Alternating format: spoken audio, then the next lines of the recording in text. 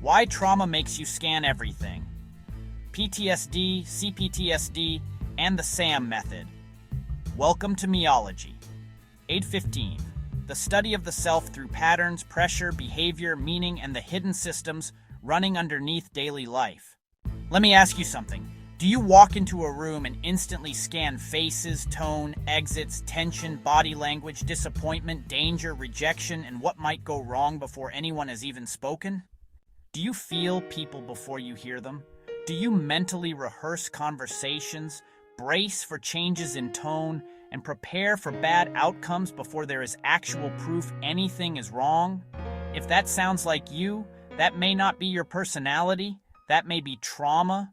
And today I want to talk about PTSD, CPTSD, and the SAM method. My way of explaining the hidden survival loop that keeps so many people exhausted, even when nothing on the outside looks dramatic. SAM stands for Sensory Assumption Mental Simulation. And if you've lived through trauma, especially chronic trauma, this loop can start running so automatically that you stop realizing it's running. You just call it how I am, how I think, how I survive, how I read people. But a lot of the time, what you're calling personality is actually adaptation. PTSD is often misunderstood as only flashbacks or big visible distress, but the clinical picture is broader than that. PTSD commonly includes re-experiencing, avoidance, and a persistent sense of current threat, meaning the body and mind can stay braced even when the danger is not happening right now.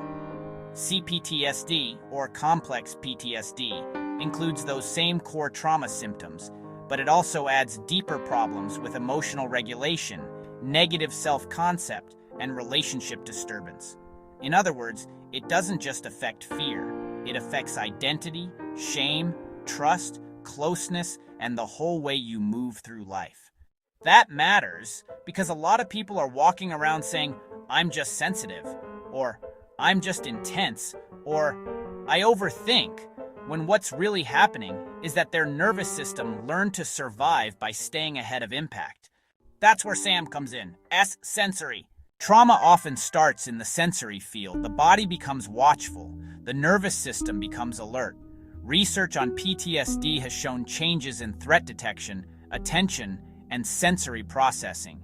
Neutral things can feel loaded. Small shifts can feel big. The system starts scanning fast because it learned that the cost of missing something might be too high. So in real life, this can sound like, I heard it in their tone. I could feel the room change. I noticed the pause. I saw their face drop. I clocked the energy immediately. That's the sensory layer. You're not just hearing words, you're scanning the whole field. And for some people, especially people who had to read unstable environments early in life, that sensory scan becomes incredibly refined. You read microshifts, you detect subtle tension, you notice what's off before other people do. That may look like intuition, and sometimes it does feel intuitive, but trauma can sharpen perception for survival too. So the first part of SAM is, the body notices everything. A, assumption. Then the brain tries to make meaning fast. This is where assumption comes in. In PTSD, researchers talk about threat-related attentional bias and fear generalization. That means the brain starts leaning toward danger interpretations and can apply old threat templates to new situations too quickly. So what happens? You sense a shift, and then your mind fills in the blanks. They're mad. I'm in trouble. They're rejecting me.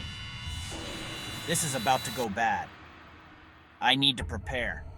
I better change my tone. I need to explain myself. I should get ahead of this before it turns.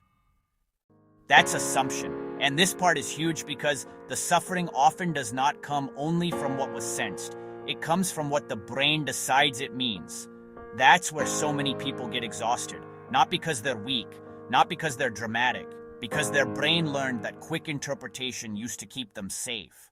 If you grew up around unpredictability, criticism, emotional instability, addiction, violence, volatility, or environments where the mood could flip on a dime, then assumption becomes a kind of internal emergency management system. Your mind doesn't wait, it predicts. And prediction can feel smarter than presence because prediction feels protective, but it also burns energy like crazy. M. Mental simulation. Then comes the third part, mental simulation. Once the nervous system scans and the mind assumes, it starts running scenarios.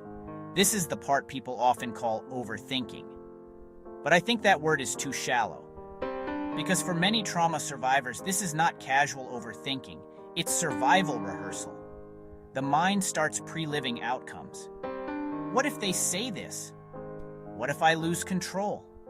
What if they leave? What if I'm misunderstood? What if I'm blamed?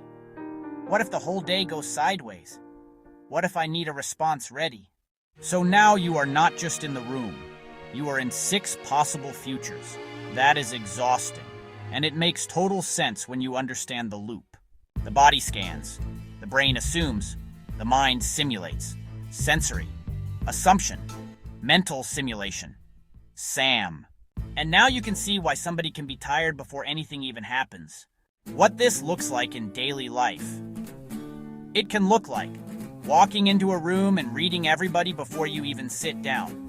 Feeling a text message in your body before you answer it. Hearing one weird tone in someone's voice and spending the next hour mentally decoding it. Rehearsing conversations in the shower, in bed, in the car, on the patio, in the grocery store, before sleep, after sleep, during naps, during everything.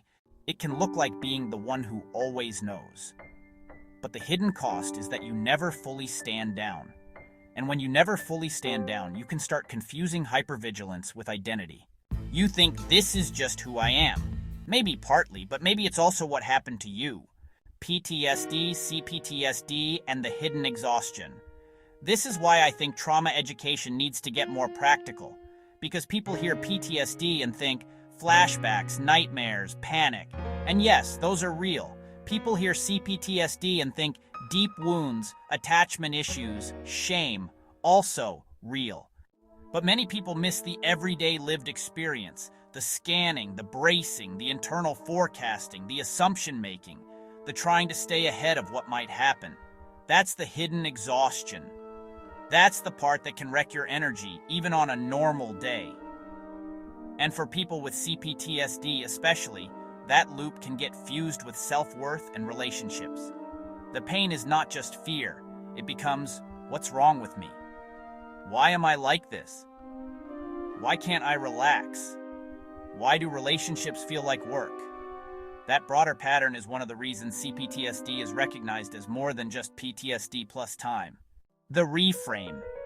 Now here's the important part. SAM is not about pathologizing yourself. It's about noticing your sequence. Because once you know the sequence, you can interrupt it earlier. Not perfectly, not overnight, not with fake positivity, but with awareness. You can start asking, what did I actually sense? What did I assume? What future did my mind start rehearsing? That question alone can change a lot. Because sometimes what you sensed was real, but what you assumed went too far. Sometimes the sensory hit was valid, but the mental simulation took over and created 5 more levels of suffering. That's the work. Not shaming yourself for having the loop, learning to catch the loop. Closing.